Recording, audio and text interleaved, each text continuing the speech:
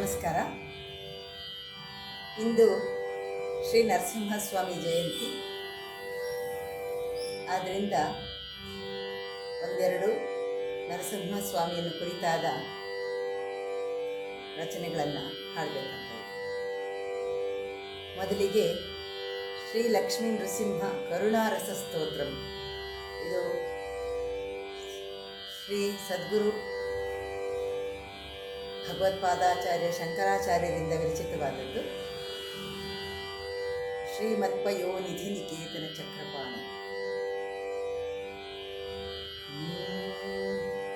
ಶ್ರೀಮತ್ಪಯೋನಿಧಿ ನಿಕೇತನ ಚಕ್ರಪಾಣಿ ಭೋಗೀಂದ್ರ ಭೋಗಮಣಿರಾಜಿತ ಪುಣ್ಯಮೂರ್ತೆ ಯೋಗೀಶ ಶಾಶ್ವತ ಶರಣ್ಯ ಭವಾಬ್ಧಿಪೋತ ಲಕ್ಷ್ಮೀ ನೃಸಿಂಹ ಮಮ ದೇಹಿ ಕರಾವಲಂಬಂ. ಲಕ್ಷ್ಮೀ ನೃಸಿಂಹ ಮಮ ದೇಹಿ ಕರಾವಲಂಬಂ.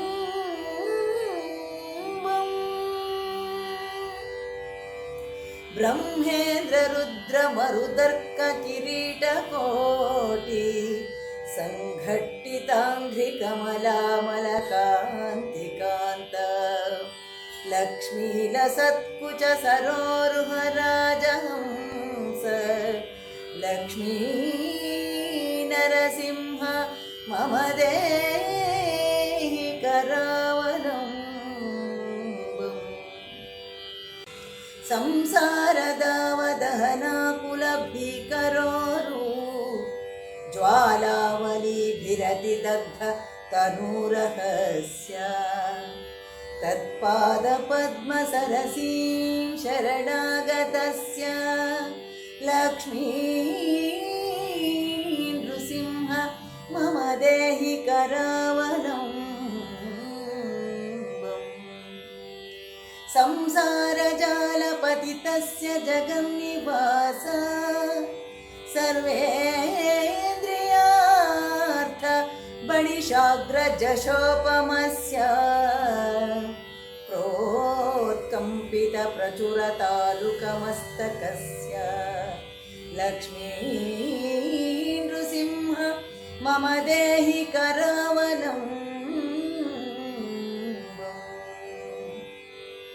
ಸಂಸಾರಕೂಪಮತಿ ಘೋರಮಗಾಧಮೂಲಂ ಸಂಪ್ರಾಪ್ಯ ದುಃಖ ಶತಸರ್ಪ ಸಮಾಕುಲಸ್ಯ ದೀನಸ್ಯ ದೇವ ಕೃಪಯಾ ಪದಮಾಗತಸ್ಯ. ಲಕ್ಷ್ಮೀ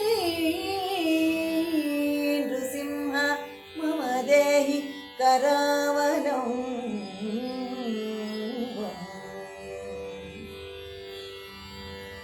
ಸಂಸಾರ ಭೀಕರ ಕರೀಂದ್ರ ಕರಾಭಿಘಾತ ನಿಷ್ಪೀಡ್ಯಮಾನ ವಪುಷಃ ಸಕಲಾರ್ತಿನಾಶ ಪ್ರಾಣ ಪ್ರಯಾಣ ಭವಭೀತಿ ಸಮಾಕುಲಸ್ಯ.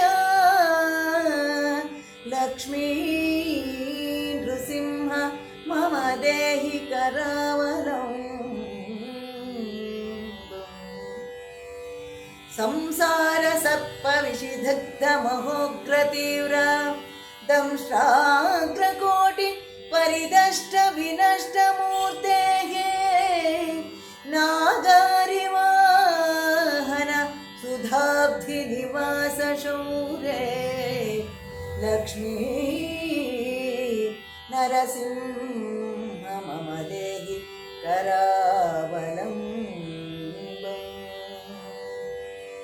ಸಂಸಾರ ವೃಕ್ಷ ಮಘ ಬೀಜ ಮನಂತ ಕರ್ಮ ಶಾಖಾಯುತಂ ಕರ್ಣಪತ್ರ ಮನಂಗ ಪುಷ್ಪಂ ಆರುಹ್ಯ ದುಃಖಂ ಫಲಿನಂ ಪತತೋ ದಯಾಲೋ. ಲಕ್ಷ್ಮೀ ನೃಸಿಂಹ ಮಮ ದೇಹಿ ಕರಾವಲಂಬಂ.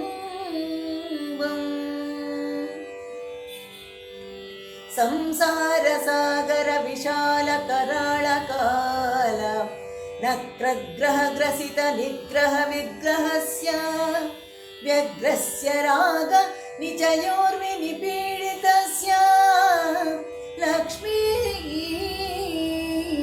नृसिंह मम देहि करावलम् लक्ष्मी नृसिंह मम देहि करावलम्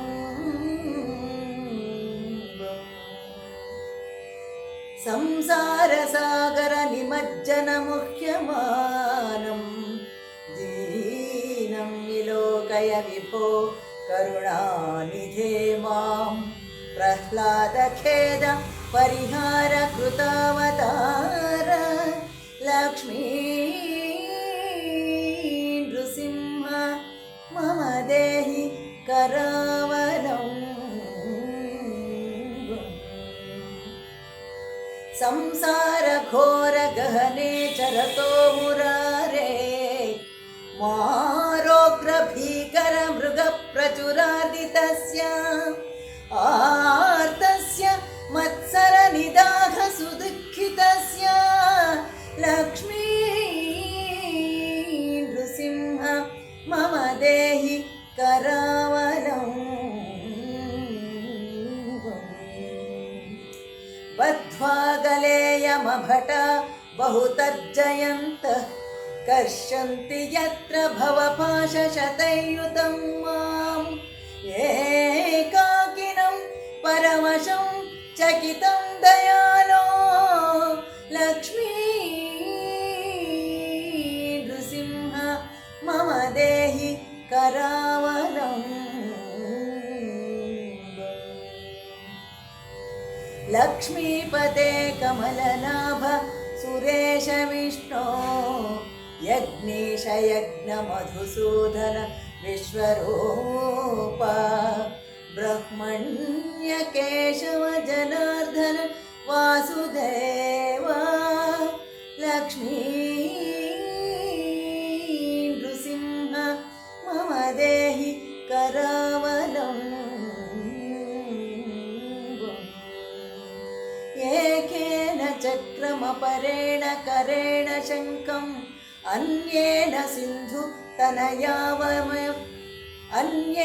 सिन्धुतनयामवलम्ब्य तिष्ठन् वामेतरेण वरदाभय पद्मचिह्नम् लक्ष्मी नृसिंह मम देहि करावलम् अन्धस्य मे हृत विवेक महाधनस्य चोरैर्महा बलिभिरिन्द्रिय नामधेयैः मोहान्धकार कुहरे विनिपातितस्य लक्ष्मी नृसिंह मम देहि करावलम् प्रह्लाद नारद पराशर पुण्डरीक व्यासादि भागवत पुङ्गव हृन्निवास भक्तानुरक्त परिपालन पारिजात लक्ष्मी नृसिंह मम देहि करावलम्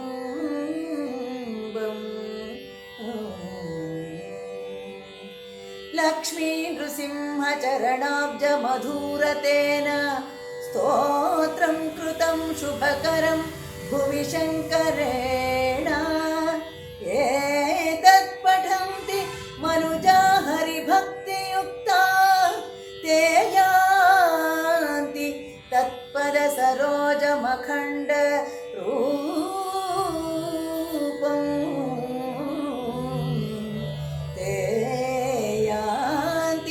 तत्पद सरोजमखण्डरूपम्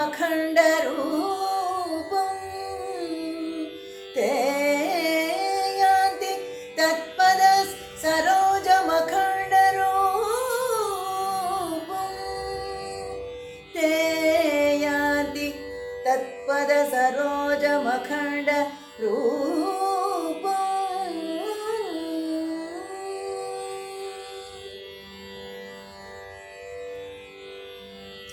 इति श्रीमच्छङ्करभगवत्पादाचार्य सद्गुरुविरचितं श्रीलक्ष्मी नृसिंह करुणारसस्तोत्रम्।